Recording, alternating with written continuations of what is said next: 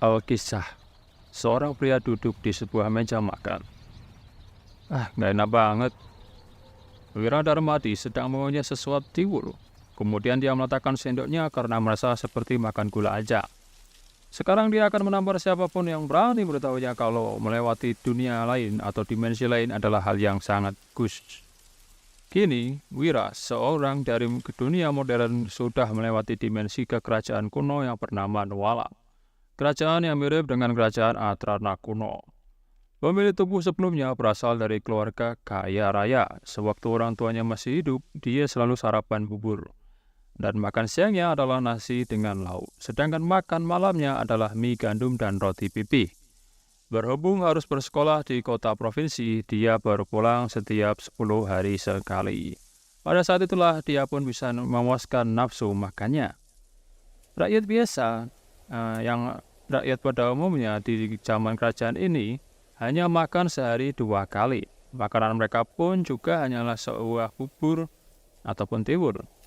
Karena bagi warga biasa atau rakyat biasa tidak sanggup membeli daging. Hanya pada saat tahun barulah mereka punya kesempatan untuk makan daging. Dan itu pun kalau punya uang yang berlebih. Biasanya hanya orang kaya, bangsawan atau pejabat yang bisa menikmati nasi dan mie. Saat memikirkan di dunia modern, ayam, ikan, daging, dan telur yang disia-siakan, Wira pun menjadi sangat kesal. Wira sedang tenggelam ke dalam pikirannya. Tiba-tiba terdengar suara yang terdengar ketakutan. Seorang wanita itu berkata, "Suamiku, maaf, kita sudah kehabisan beras. Cendekiawan sepertimu jadi harus makan tiwul, padahal baru sembuh." Saat melihat gadis cantik yang berdiri dengan takut di depan kamarnya, mata Wira langsung berbinar. Gadis yang anggun dan cantik itu terlihat sekitar berusia 17-18 tahun. Perawakannya tinggi dan langsing. Dan tinggi badannya mungkin sekitar 1,7 meter. Dia mengenakan baju merah yang dipadu dengan rok hijau dan sepatu kain bercorak. Pakaiannya sangat sederhana, wajahnya juga dirias. Meskipun begitu, dia sudah terlihat sangat cantik dan juga lembut. Hanya saja, wajahnya terlihat sangat pucat, rambutnya juga sangat tipis dan kusam. Dia seperti orang yang kekurangan gizi saja. Gadis itu bernama Wulan Linardi. Dia adalah istri pemilik tubuh sebelumnya dan merupakan wanita tercantik di Kabupaten Uswal.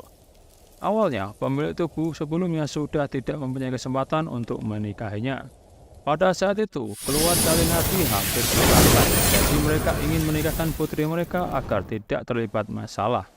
Namun, tidak ada orang di kabupaten ini yang berani menikahinya selain pemilik tubuh sebelumnya yang sangat keras kepala itu. Pada hari pernikahan mereka, keluarga Linardi sempat mendapatkan kabar bahwa ayah Wulan berhasil memutarbalikkan situasinya. Keluarga Linardi pun hendak membatalkan pernikahan mereka. Karena itu, tidak lagi berpengaruh pada keluarga mereka. Namun, Wulan tetap menolaknya dengan tegas. Dia merasa suami istri harus melewati suka dan duka bersama sampai akhir hayat. Entah karena emosi akibat keluarga Linardi hendak membatalkan pernikahan atau ada yang salah dengan pemilik tubuh sebelumnya, mereka sudah menikah selama 3 tahun tapi tidak pernah melakukan hukuman intim. Kemarin, pemilik tubuh ini tiba-tiba jatuh sakit dan koma. Namun pagi ini, Wira yang datang dari dunia modern sudah melewati dimensi dan menempati tubuh ini.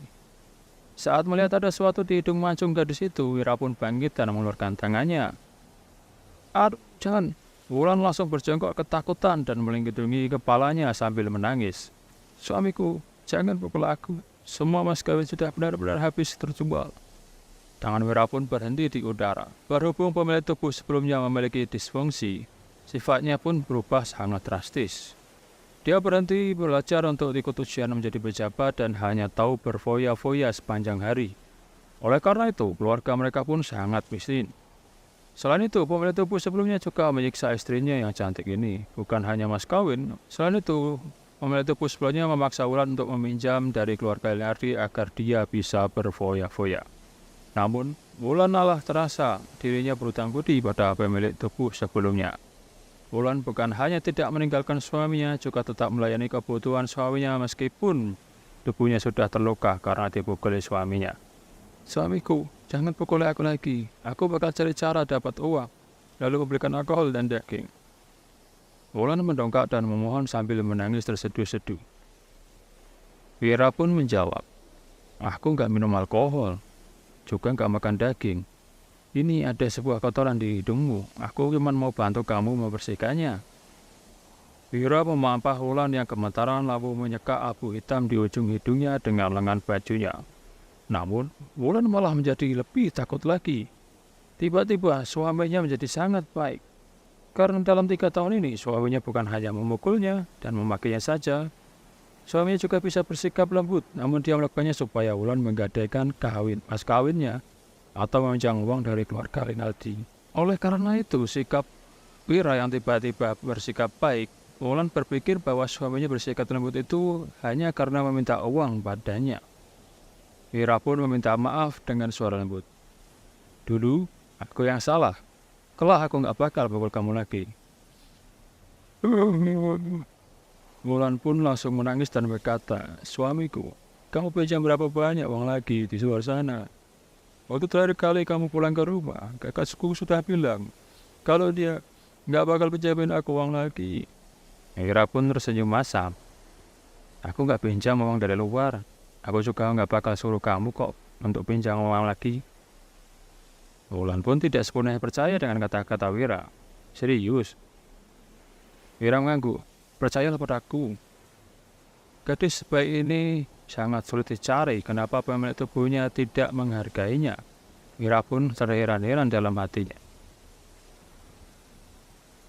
Aku bakal percaya kamu sekali lagi kok. Jawab Wulan dengan takut. Ini bukan tanpa alasan, karena setiap kali dia percaya pada kata-kata manis suaminya, dia selalu terluka lebih dalam lagi. Wulan berharap kali ini dia benar-benar bisa mempercayai suaminya. Pintu kayu rumah mereka tiba-tiba didobrak. Seorang pria paruh baya berjalan masuk. Pria bertopi hitam itu mengenakan pakaian hitam yang dipadu dengan ikat pinggang merah dan sepatu pot kain. Saat melihat Wulan, mata pria paruh baya itu langsung berbinar. Setelah itu, dia melirik sebuah makanan yang ada di meja dan berkata sambil tersenyum, Wah, Tuan Wira, kau sudah bosan makan nasi ya? Nah juga, kau makan nasi 3 kali sehari. Kamu juga bakal susah buang air besar karena nggak bersarat. Di zaman dahulu, sanggup makan nasi sudah merupakan hal yang sangat dibanggakan. Wira merasa pria paruh baya ini tidak asing. Tapi dia tidak bisa melihat apapun hubungan pria ini dengan pemilik tubuh sebelumnya. Dan istri Wira pun berdiri. Pak Budi, kalau mau pamer kekayaan balik saja ke dusun Silai. Jangan pamer di dusun Darmadi. Wulan berdiri di depan Wira dengan ekspresi kalah, seolah-olah mau melindunginya. Setelah mendengar namanya, Wira pun tiba-tiba tersengat dan teringat siapa pria ini. Budi Silali adalah seorang pejabat kecil di ibu kota provinsi. Dia juga merupakan kepala desa dari desa Bemola dan orang kaya dari dusun Silali yang lokasinya tidak jauh dari dusun Darmadi. Dia juga punya kerja sampingan sebagai rentenir darat. Budi akan pergi ke rumah siapapun anggota keluarga yang sakit dan tidak bisa membayar pajak, lalu meminjamkan uang kepada mereka. Dengan cara ini, dia sudah mendapatkan tanah lebih dari 20 hektar dan lumayan kaya. Budi pun membalas kalimat dari Wulan. Rumah kalian, ini rumahku. Bahkan kamu juga bakal segera jadi milikku. Buka matamu dan lihat baik-baik. Kemudian Budi mengeluarkan sembilan bukti pinjaman dari kantong bajunya dan membukanya dengan sombong. Wira Darmadi, pelajar dari dusun Darmadi meminjam uang dari Budi Silali dari dusun Silali sebesar 30.000 gabah. Dalam waktu 1 bulan, Wira akan membayar utang serta bunga sebanyak 40.000 gabah. Jaminannya adalah tempat tinggal, setengah hektar tanah di sebelah timur desa dan Wulan Ninardi istrinya. Setelah melihat cap jarinya, beberapa ingatan pun muncul di benak Wira.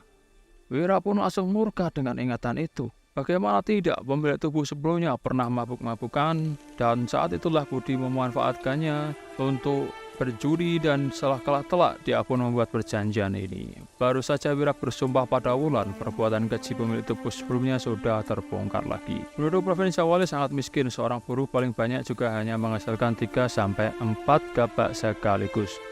Untuk membayar uang sebanyak 30.000 gabak tanpa bunga, seorang buruh juga harus bekerja paling sedikit 3 tahun. Sedangkan Wira berani menjaminkan 30.000 gabak hanya dalam sebulan. Itu pun masih belum termasuk biaya kehidupan, ya pajak yang tinggi dan kerja Rodi. Bahkan Wira yang sebelumnya di dunia modern bekerja sebagai doktor di bidang teknik mesin dan teknik material pun kewalahan untuk menghasilkan uang sebanyak itu. Budi menatap Wulan dengan penuh hasrat dan berkata, cantik, kamu ikut aku aja. Aku jamin kok kamu bakal hidup enak. Kamu nggak perlu lagi menderita lagi dengan si pemboros ini. Wulan pun menoleh ke arah Wira.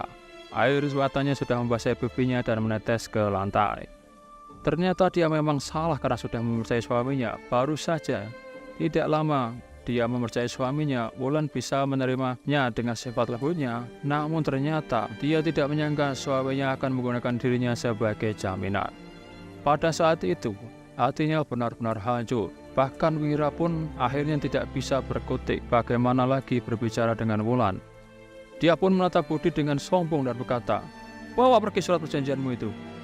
Brengsek, kamu gak bayar utang. Budi langsung murka. Aku bisa pulang ke dusun Silali dan suruh ratusan orang untuk datang dan memukulmu sampai cacat. Pemimpin daerah juga bakal kasih aku rumah, tanah, dan istrimu padaku.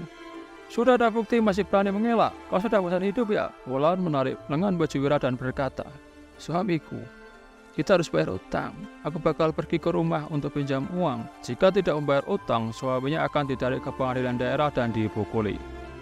Wira pun menjawab, Wulan, kamu gak perlu pinjam uang sama keluargamu. Aku bisa kok selesaikan masalah ini.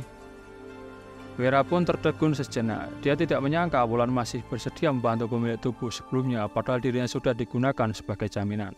Budi menatap Wira dengan tatapan meremehkan. Kau itu cuma tahu foya-foya. Gimana kau menyelesaikan masalah ini? Kalau kamu nggak bayar 40.000 gabak itu, hari ini, aku nggak bakal pergi. Namun Wira yang sangat cerdik itu pun melihat surat itu dan menunjuk ke tanggal surat perjanjian dibuat dan berkata, buka matamu, memangnya sudah sebulan? Dan respon Budi pun langsung terkejut. Dia tidak menyangka karena Wira mampu membaca dengan detail dari surat perjanjian itu. Budi datang menagih utang karena mendapat kabar bahwa Wira sakit keras. Begitu mereka ribut, dia pun lupa bahwa masih tersisa 3 hari sebelum Wira harus membayar utang. Budi pun menjawab dengan kesal. Aku nggak percaya sama kau bisa mengumpulkan 40.000 gabak dalam 3 hari. Selesai.